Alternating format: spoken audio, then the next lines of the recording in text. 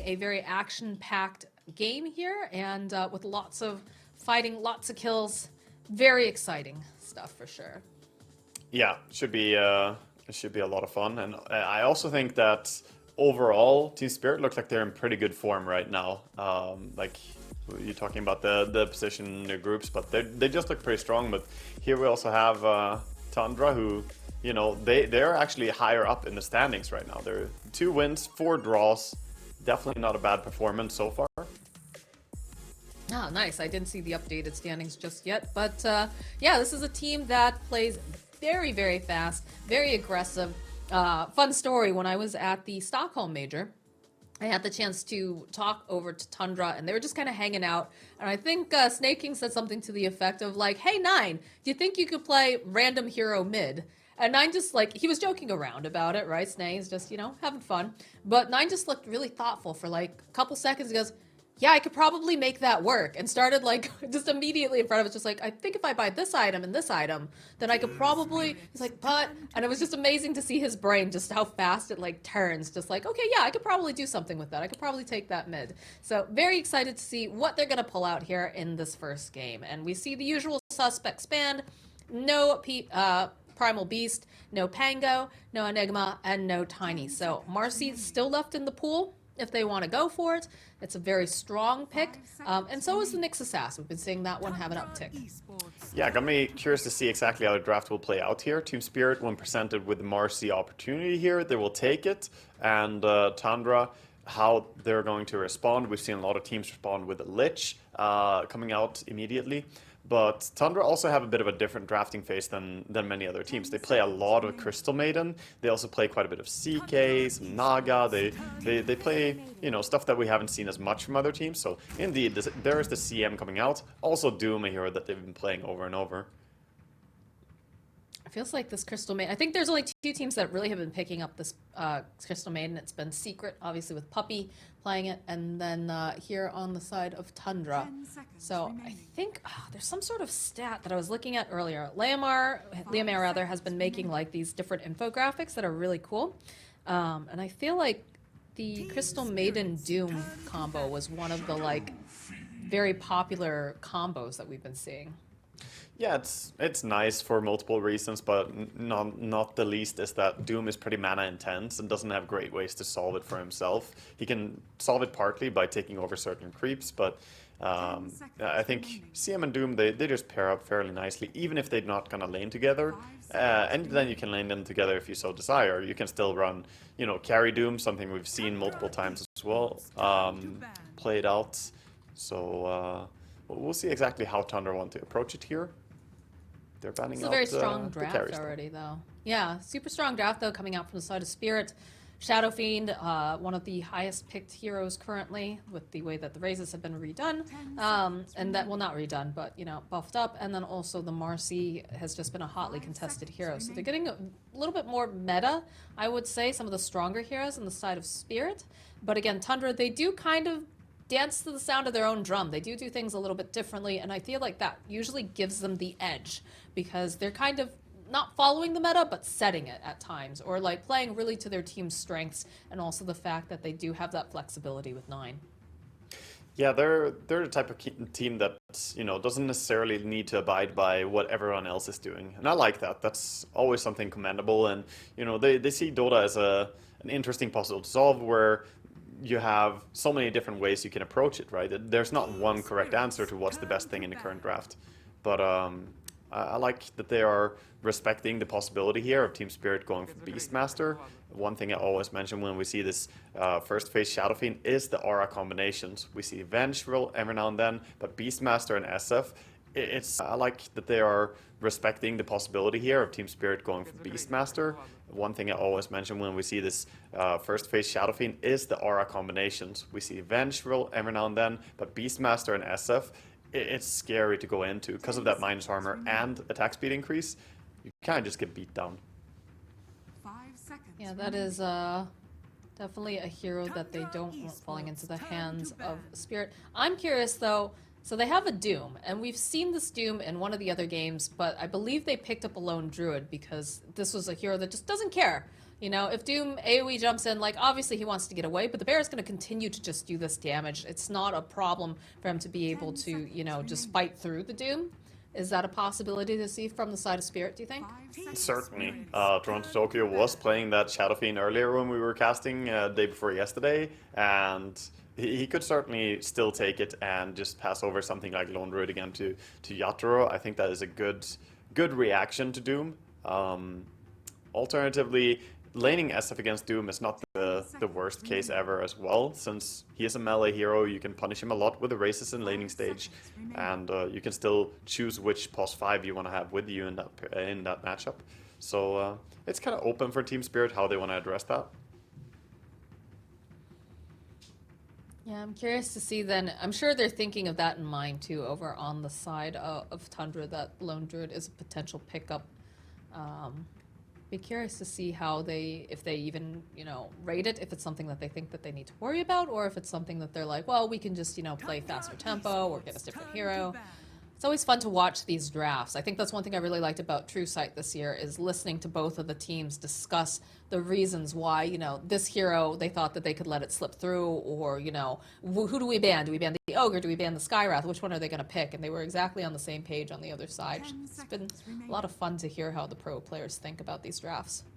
Yeah, I'm also thinking that for Team Spirit here, they should be prepared that Tundra play a lot of illusion carries. They're banning out the CK, of course, and Ursa, but there are a lot of illusion carries remaining that, you know, they would be happy to get their hands on over on the side of Tundra. So perhaps plan down the road that maybe if you can bait them into picking something like a TB or a Naga, you can find yourself with a Pudge against it, you know, get some form of favorable carry-to-carry matchup.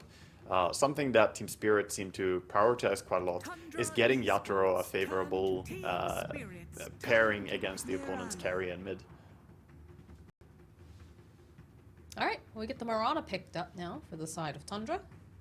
It's not a hero we've seen a lot of. We've seen it occasionally, usually to kind of help deal with some of like the Chen creeps or something, being able to arrow them. And that also provides that little extra layer of, you know, making the supports poor, having to do with Moonlight Shadow, having to think ahead of time, like, okay, we need to be moving into this area, but we need to make sure that we have sentries and dust if we're going to try to make this happen. Yeah, Oh, okay. Ooh. Nice. We get to see some heroes that we haven't seen that much, but Shadow Demon comes out. It's a great way to deal with Doom when he tries to run people down. The Shadow Demon ulti is quite fantastic. And also, the shard on Shadow Demon looks already pretty good this game. You can dispel the Frostbite, the slow from CM, and the Infernal Blade from your teammate. The SD shard has been buffed over time and quite a strong item nowadays, so expecting him to go for that early. I like that. I like the. I haven't seen a lot of Shadow Demon recently in like my own stuff, so definitely valid points to bring up here, and also keep our viewers informed. I'm not sure how often they've run into this hero, and also denies them that nice little combination of being able to have the Mirana arrow into the disruption into Mirana arrow rather. But with the Crystal Maiden, I'm sure they weren't planning on that at this point anyway. So Yeah, probably see. not.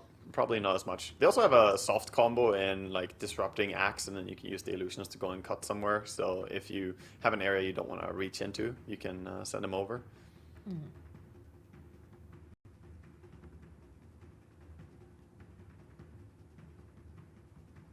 Team Spirits turn to battle. and they go for the Life Stealer. Okay. Yeah, Still Lifestealer into Axe. There is already the Axe BKB piercing disable here, but it's a nice lane though, and CM Lifestealer 10 seconds is remaining. pretty formidable at trading hits. So Axe could 5 find himself seconds struggling remaining. a little bit in laning stage, but Lifestealer does not fare up that well against Marcy overall and the BKB piercing disable. I'm a little bit concerned about the pick, but it certainly has. It has some merit that you can go into rage and not worry as much about SF and his spells. But I just feel like Spirit already have some tools to deal with a Lifestealer. That's a ban that I think a lot of people weren't expecting to see. Again, this is the one team that did run the Outworld Devourer in the group stages, but not a commonly picked one by any means. Could be a good target as well, since they already picked up the Mirana. They might have wanted to do some Imprison into arrows, and Imprison would also be a good way for them to save against the Axe calling someone. So I think it's a good read by Spirit to just get rid of that hero. Don't worry about it. Turn to ban. Interesting that they opt to ban the puck. That is a hero that would have made a nice, what do you call it? They're a nice vehicle for the Lifestealer to have an infest bomb if they want to pick it up for themselves. But it is a nice setup if it was over on the side of Team Spirit. Toronto Tokyo, of course, playing an excellent puck, but you have so much AoE coming out with the follow-up from the Axe Call, and of course that Requiem on the Shadow Fiend. So. Yeah, but I'm feeling like this is probably a mid Shadow Fiend. Tundra are expecting that this is a carry Shadow Fiend then, but I feel like it's more likely Toronto now. I mean, of course, Yatoro plays a great Shadow Fiend, and the matchup, like I said, is not bad against the Doom, but now that they see the Lifestealer already, I feel like they're going to last pick something for Yatoro that's going to be comfortable to go into late game for him on. Because Lifestealer against SF in the later stages, Lifestealer can just go on to the SF and be stronger in that 1v1. Spirits turn to pick. Let's see here. Well, they banned out another mid here with the Ember. Moment of truth. Yeah, What do we Team see? Spirit have to reveal what are they going to combo. Feel like they need some instant damage into the Axe Call as 10 well. seconds remaining. What about an Invoker? Like getting a Sunstrike out? We've seen 5 seconds They could run that. remaining. Yeah, they could certainly run Invoker with the SD as well. Not a Yeah. bad call. That's still in the pool here.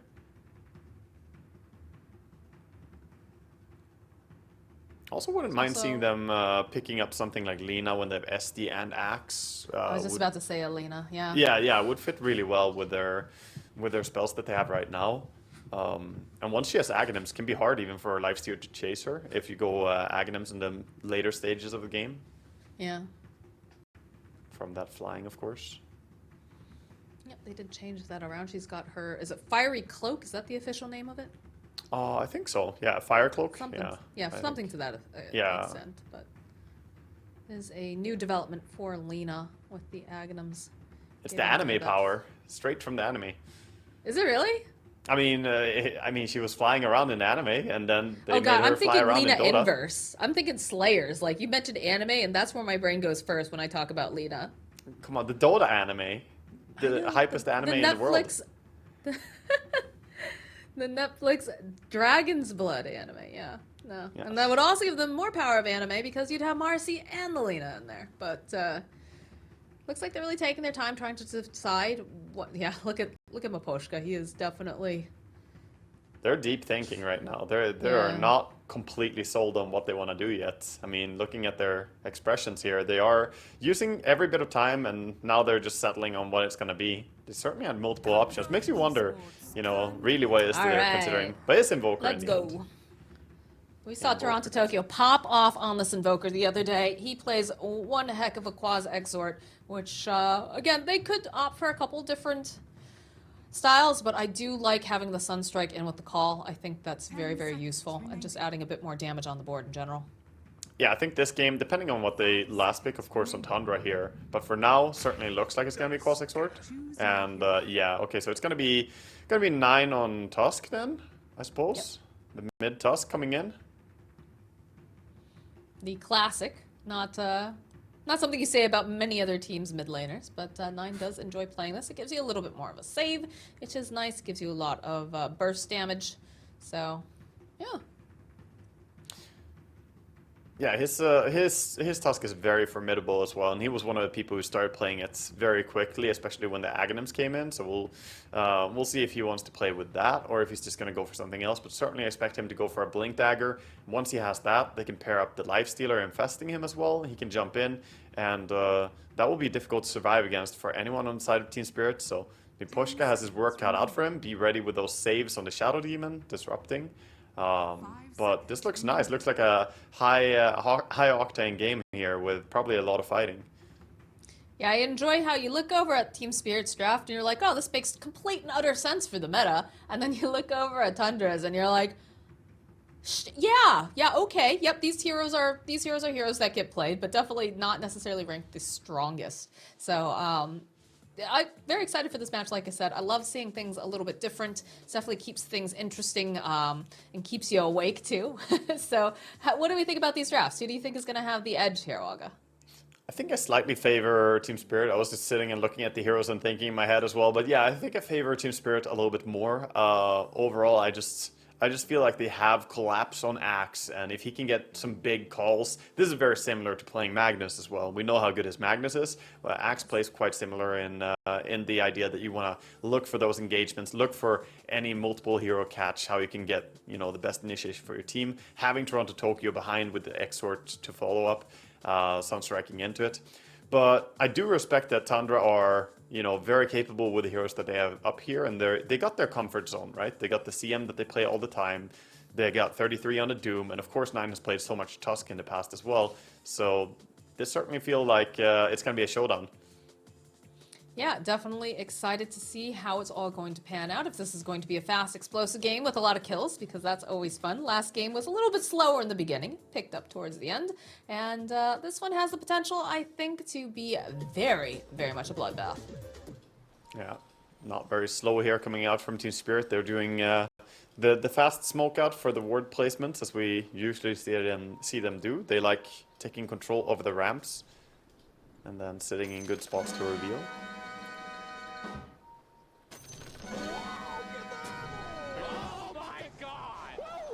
Who's going to be the player who gets the longest kill streak, Waga?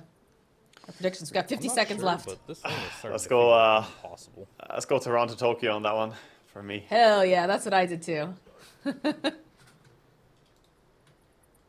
All right. Tundra not just running out over here to the side. Interesting that 30 seconds to battle. the teams opted to just creep together over on the rune spot right off the bat. Usually I feel like we see a little bit more of a splitting with Tundra the moving up. heroes. Are they gonna fight for this? Got shards picked up. I'm assuming Murano most likely going to get arrow. Let's see. Okay, see the disruption. Soxa waiting over here to the side, but it's looking a little bit rough here with that dispose. They just have a strong level 1, so Toronto Tokyo is going to get the first blood. It's a great start here to this mid lane for him. Yeah, that was pretty optimistic there, trying to go in and take that rune, but at the end of the day, they do trade at least 2 for 2 on the runes, but that's a great head start for Toronto Tokyo. All right.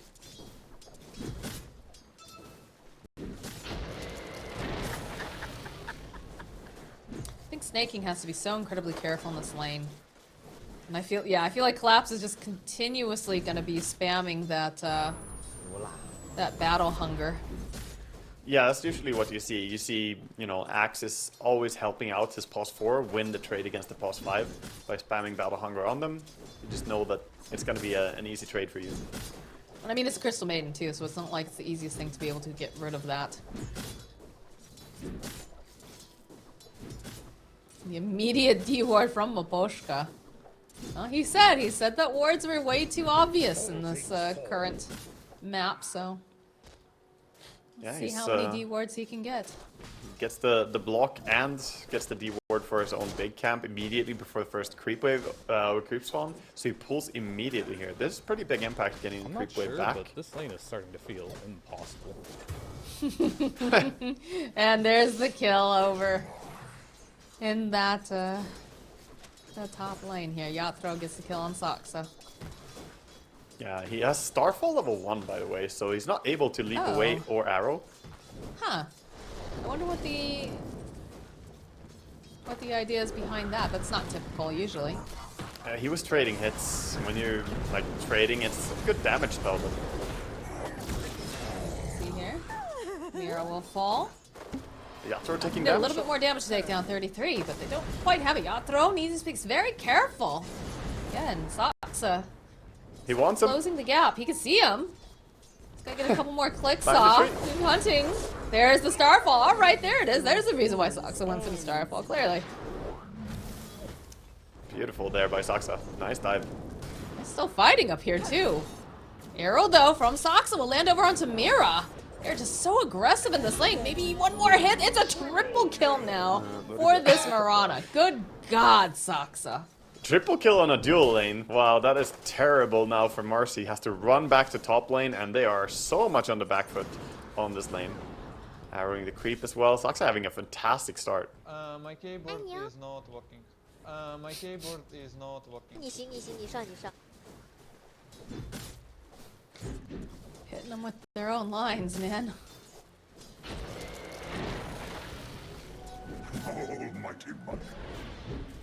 You just keep looking to this top lane because of all the aggression that has come out. And 33 does find himself the ice armor creep, so a little bit more protection. Yeah, it was a very aggressive lane, but now they're pulling the creeps back with Mirana, pulling them back behind the tower, so lane is going to continue to go quite well here for Tundra.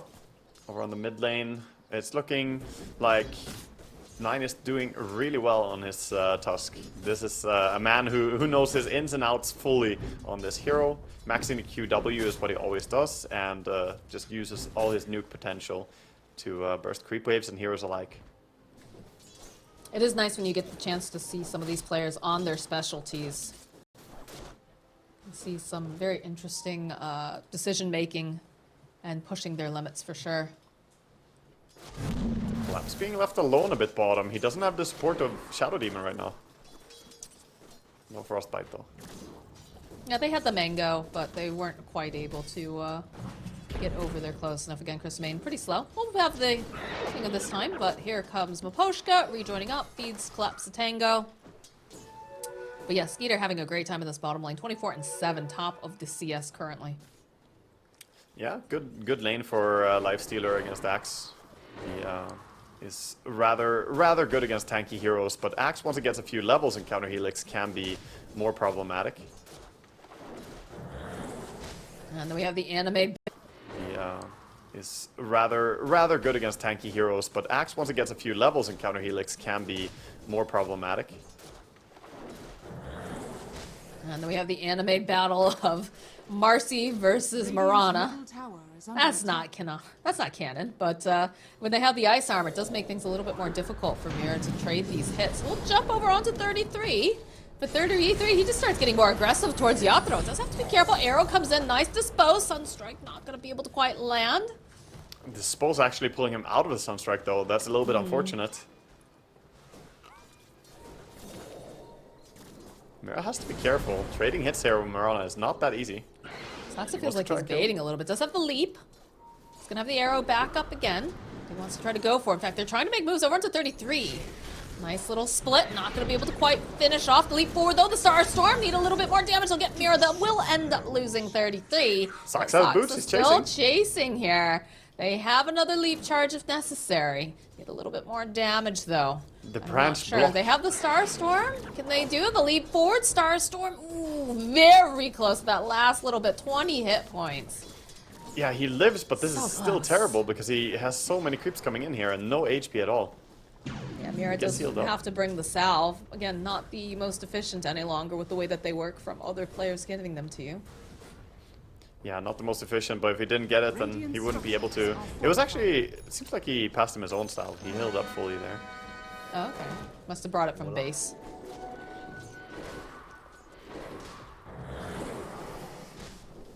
A little bit of pressure being placed on Snake and Collapse trying to. Oh, okay. There's Gillen Saksa.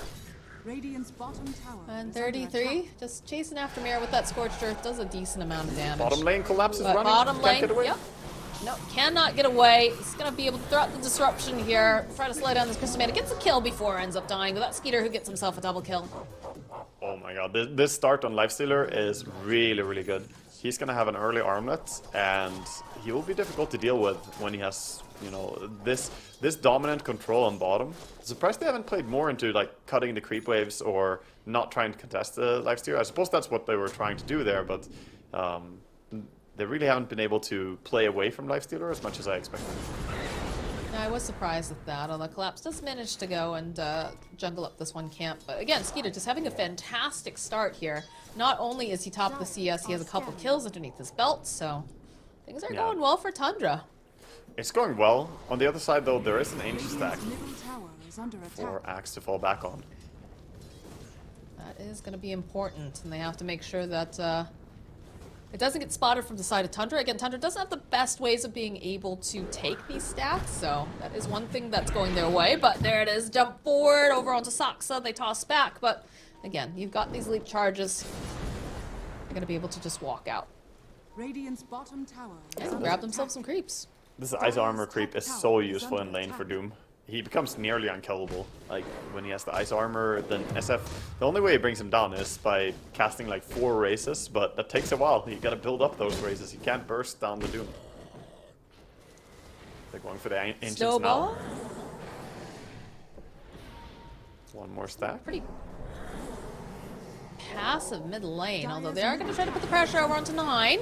Up to the cold snap. They're farming a Freeze, 5 stack frostbite. now. They are, but there's an arrow coming in from Soniqs. So they'll be able to get the kill on Toronto Tokyo. Now the roll forward over, right past Mira, over to Miposhka. Get that disruption. Snake King giving the vision. The leap forward here from Soniqs. Wants to get one more hit off, and that's a double kill. Man, Soniqs has 6 kills under his belt at 8 minutes into this game. I think a lot of this comes as well, like this rotation that they just made comes from that Lifestealer can be left completely alone bottom. So CM is free to join for this fight mid. Of course Doom is doing well top as well, so the same thing is true over there. The Mirana can just make moves.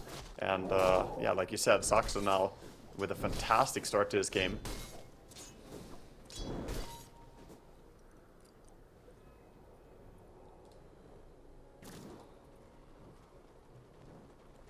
Looks like 9 is working Dire's towards that top Falcon tower is Blade. under attack. But otherwise the mids have been fairly calm except for that one rotation. It does look like he wants to be a part of a fight though here top. He has his level 8 and is wandering over towards this area. To go for a little bit of a Radiant's smoke. middle tower is Soniqs under leading the attack. charge. See Mira They with have the Doom Marcy ready. nearby is going to get shown. Casual arrow though into the back. They want to find Yatro. The shards, they have the vision. There's just no escape here for Yatro. He's just going to try to get off a little bit of damage before he inevitably falls to the Walrus Punch.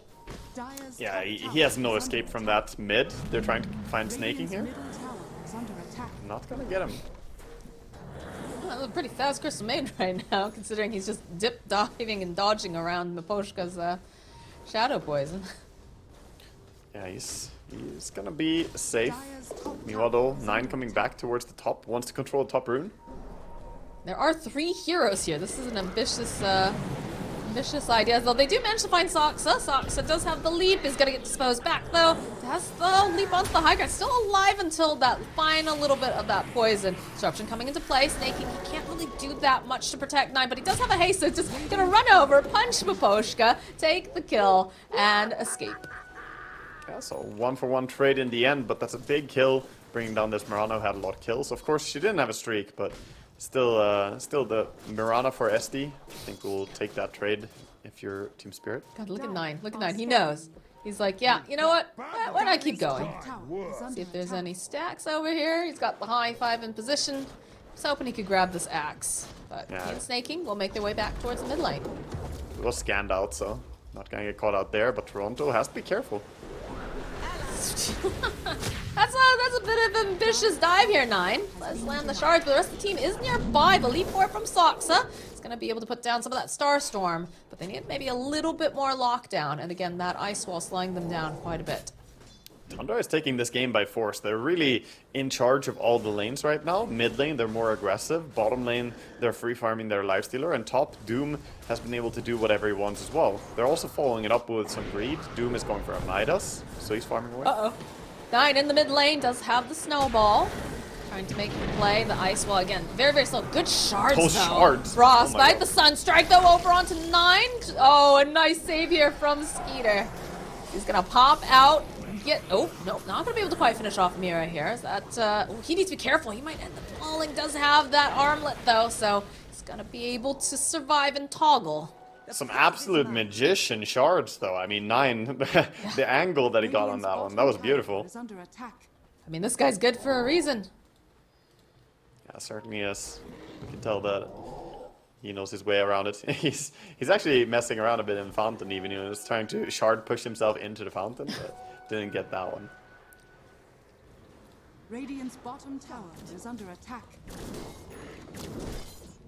This'll come in handy. Bottom tower is about to fall finally to collapse. He's been left to his own device down here for a little bit now, with Lifestealer going towards mid earlier. So he wants the last hit. Creep dies, can't get it. Blink Dagger That's a complete on blink. Axe. Yeah. That's scary. Vanguard and Blink Dagger at 12 minutes in. Yeah, they And he's just got the need occult bracelet.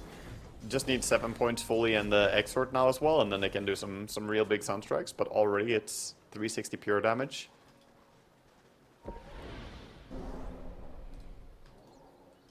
I feel like Collapse is one of those players that you just can't leave to his own devices. 'Cause he has such a fast and early impact in most of the games. I feel like he's very important to focus on. Yeah, he's a pretty tempo-driven offlane player. I mean, a lot of offlaners are generally, but right now it feels like he's just farming up these camps here, and then they're gonna smoke. They're standing around waiting with the smoke, so I don't think they need to bring SF, or are they going to? No, they go without. Not smoking up though, just moving over. Radiant are scattered. Skeeter's gonna have the Desolator very soon. Just needs the Mithril Hammer. Go for a little bit of a scan. Yeah, Do good manage to scan. drop a couple wards here. Good scan, good read by Skeeter. Gonna back out safely, farm this one creep camp perhaps, and then move into Ancient. So not giving them an opening to catch them. I do like the very aggressive vision that they're putting in from the side of Spirit. Again, we talked about Leposhka. He's a little bit of a ward elitist, but I think you're allowed to do that when you have won a TI. Yeah. Here comes the move Double though, Team damage. Spirits. They're going towards mid. They have Mask Commanders and SF, and there's DD Rune, so this could be a great power spike to play around. They do like Shadow though. They do have the Sentry Ward in place. So they'll see Snaking. Klaus just walks right on up to him. They've got the Sunstrike. They'll get the dunk. The arrow was gonna try to go in, but not gonna be able to quite have it. Mira though, jumping forward, has the Unleash, putting out some of the damage. And there's Yathro off to the side. Goes for that Requiem. He's got the double damage. I think he's hoping that he can get a little bit more out of this, but they have to get the catch. They have the blink on Collapse. He's gotta try to close the gap. Not gonna be able to quite grab 33. He is, of course, so very fast. So some pressure now being placed on the mid tower, but Tundra, they've only managed to lose the Crystal Maiden, and if you're gonna lose someone, that's probably the best person to lose. And those shards scaring them away a little bit there, but tower's still gonna go down. Goes to the Invoker with the Forge Spirits pushing. Still a good trade for Spirit, not too much happening. But good reactions, and this is just a vision, right? They have good wards down, so with the sentries, they see them coming in. Axe gets the call. Sunstrike follow up.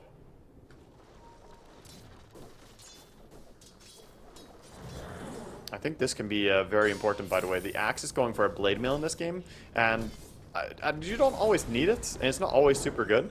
But when you're playing as Lifestealer, I think you do need it so that he can actually not just sustain himself by hitting you. That's fair. Things are coming out. Yathro. Either. Just opening up casually, but the follow-up immediately here. 9 in position. They just pop that Shadow Fiend. Like it's nothing. Didn't even need to use that much. They kind of just walk in and kill him. They're so fast when they pop the Rage and the Face Boots on Skeeter. And of course they have the Tusk who can blink in. So, Speaking of blinking in, they find themselves snaking. Miss the dunk. Should still be able to get this killed. Oh my god, alright, yeah, this is gonna be a neutral denial. snaking, very nice there. Last second uses the magic wand. Anytime you play against Axe, definitely look towards doing that. He waited all the way until Axe is about to dunk, only then pops the magic stick, ruins his dunk, and then gets the deny on the neutrals. Wow, that was really really neat little thing.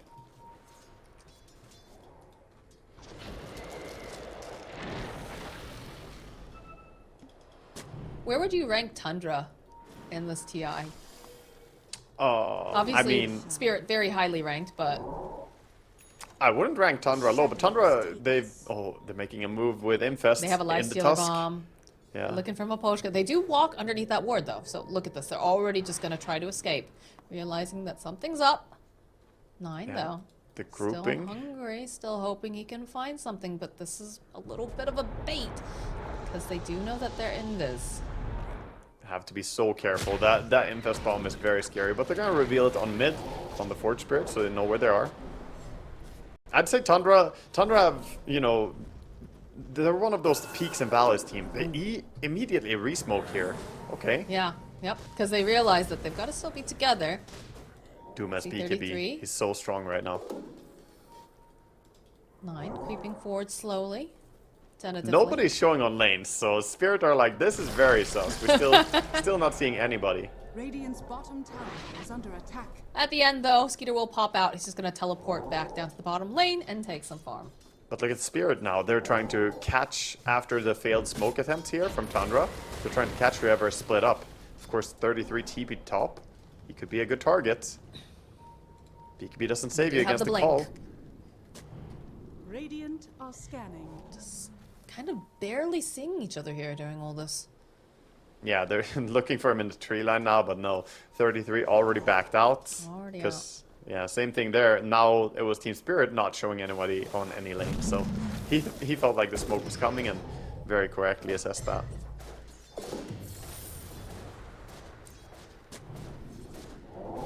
Boschka is ready to try and counter the D ward. Someone D wards him. They see the vision. They know they're over there.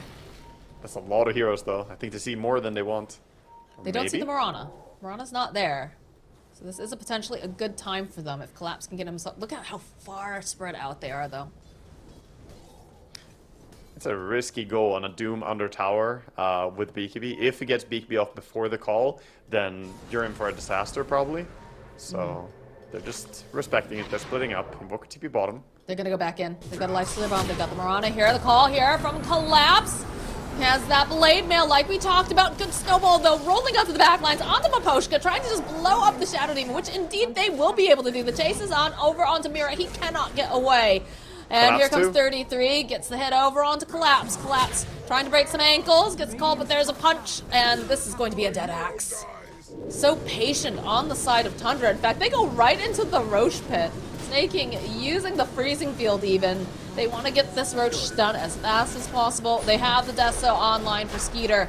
This is going to be a fast Roche for the side of Tundra. Yeah, this is really good read. I mean, that goal was ambitious though. They just TP'd out their Invoker. Sure, you have Sunstrike, but it's risky to go without it. And Invoker wasn't fully ready. You see a Sunstrike come in, but it's not immediate. It's a little bit late. So Axe was ready to dunk, but the damage wasn't done yet. So he couldn't dunk the Mirana. That was a very good counter initiation though by Tundra overall. But 4v5 fighting is risky at this stage of the game. Casual arrow. Just gonna breeze past Maposhka.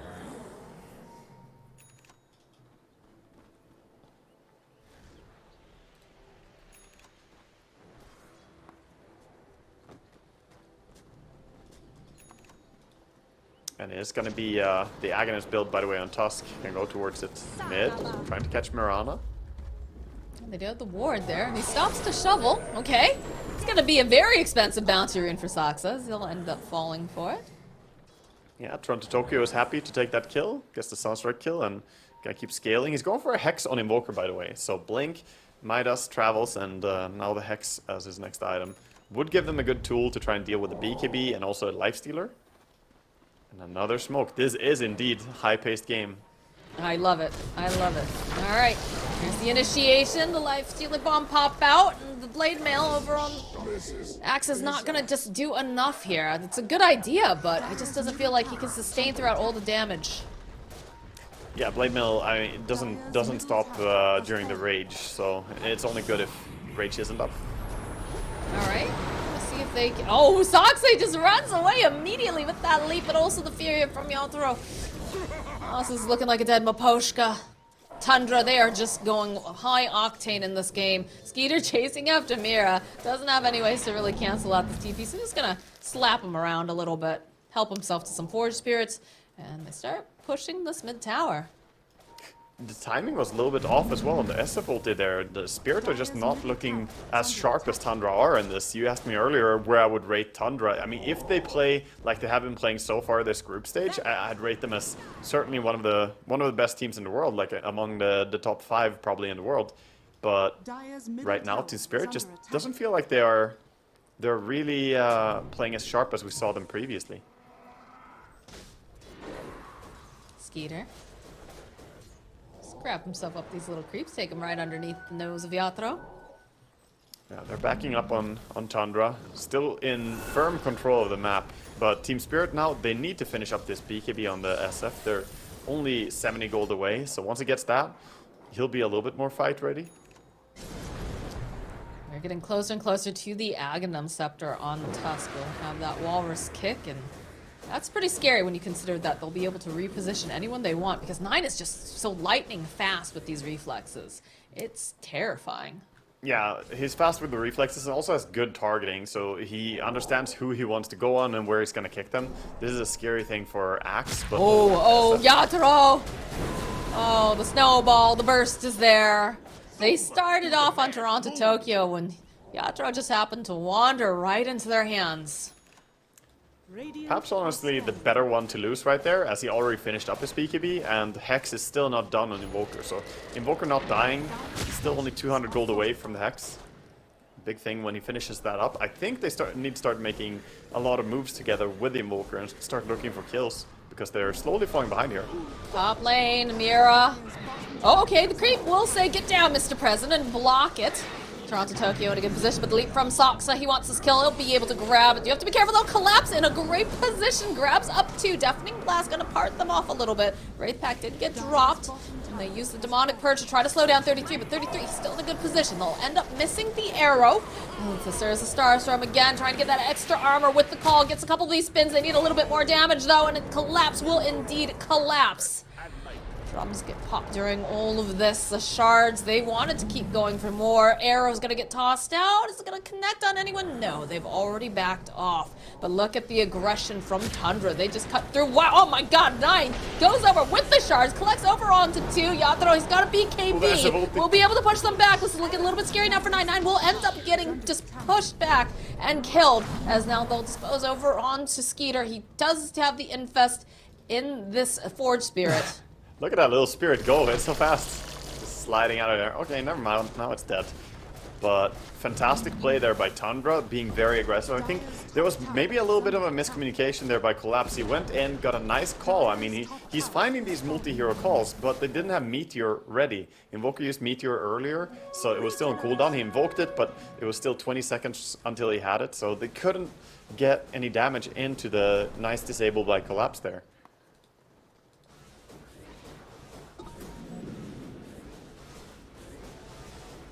Right, well, the Aegis does get claimed during all of that, so again, a little bit more breathing room here for Spirit, but they do feel a bit like they're up against the ropes with how fast Tundra's playing.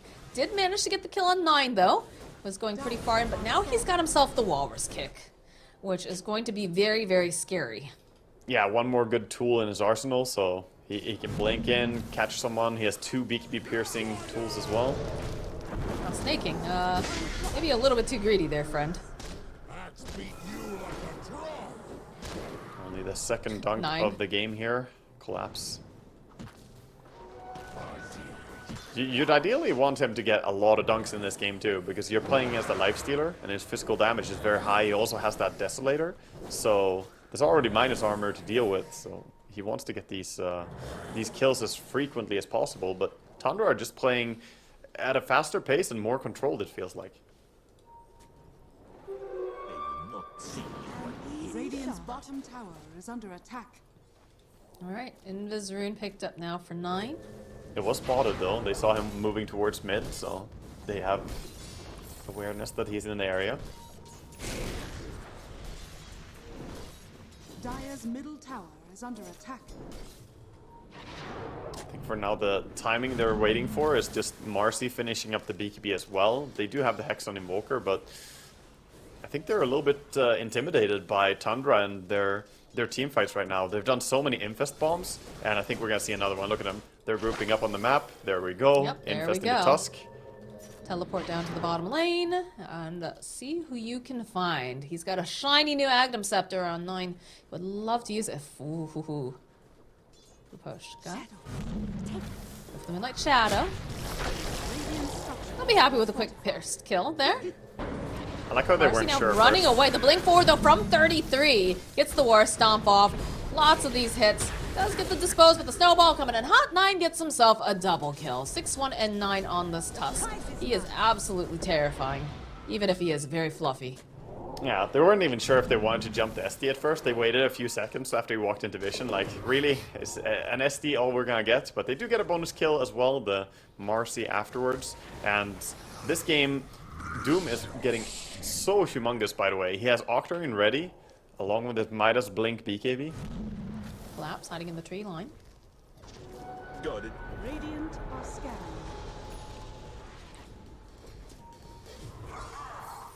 Snaking is revealing several there with the hit. A little bit of an arrow lands over onto Yatoro. Collapso, right nearby Toronto Tokyo, also prepared with the tornado if needed.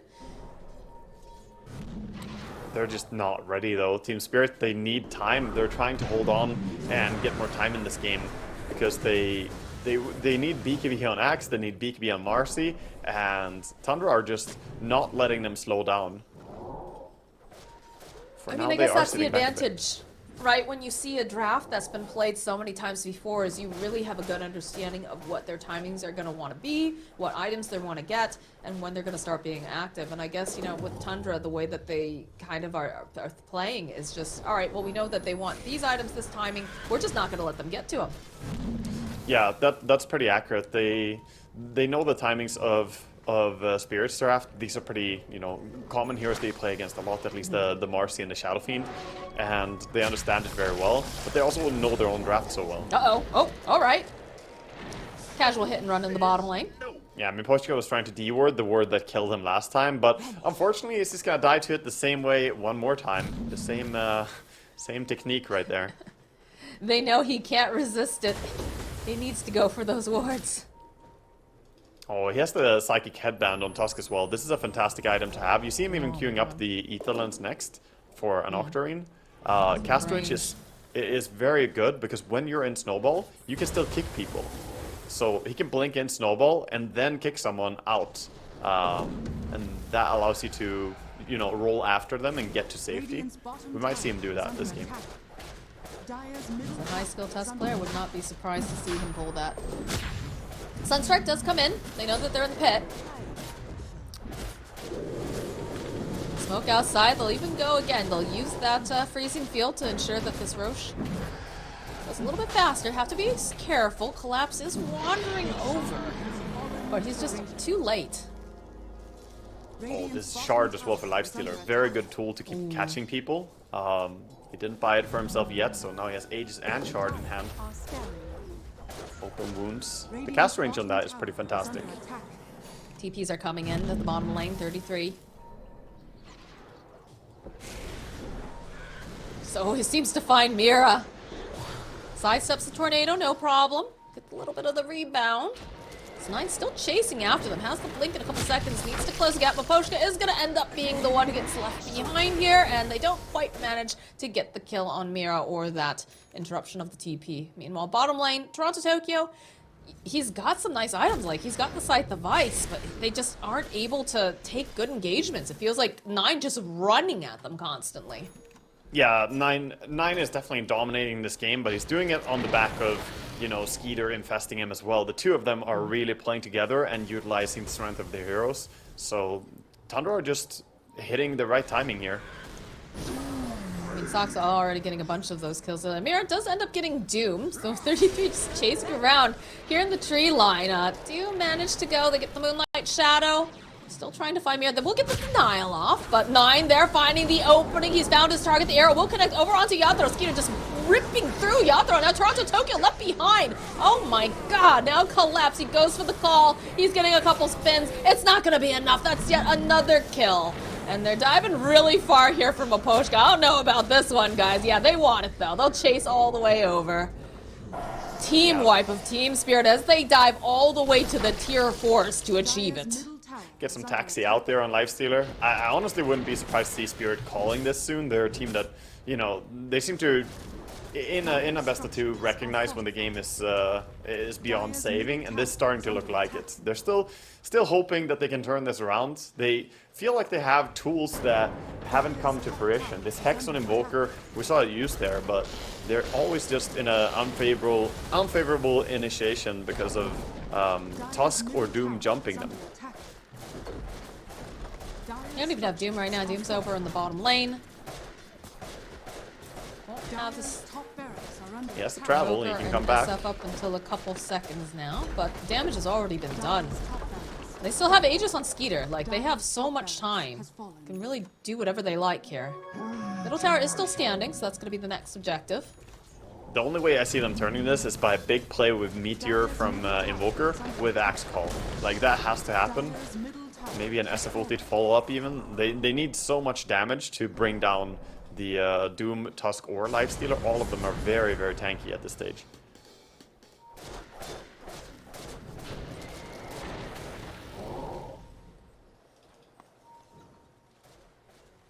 God, look at the items on this Lifestealer. Full Assault Cuirass, Skull Basher, 20 charges on the Desolator, Armlet, Heaven's Halberd in the backpack right now. Yeah, it's a He's tall balling. order to try and bring him down. And Tundra, I think they recognize they're so far ahead and so strong, they're just gonna keep going as 5. The only way they lose this is by randomly getting picked off on their core heroes multiple times even. And they're not giving a single chance for that to happen as they move in unison towards bottom tier 2. We have the Blink Dagger on Soxa, even better positioning, better initiations if needed. Everybody on Spirit are just baiting behind the SF. They're trying to, you know, present SF as a possible jump, and then 3 heroes behind him ready to counter gank. I know that. I mean, the thing that's scary about it is the fact that 9 could just... The SF, they're trying to, you know, present SF as a possible jump, and then 3 heroes behind him ready to counter gank.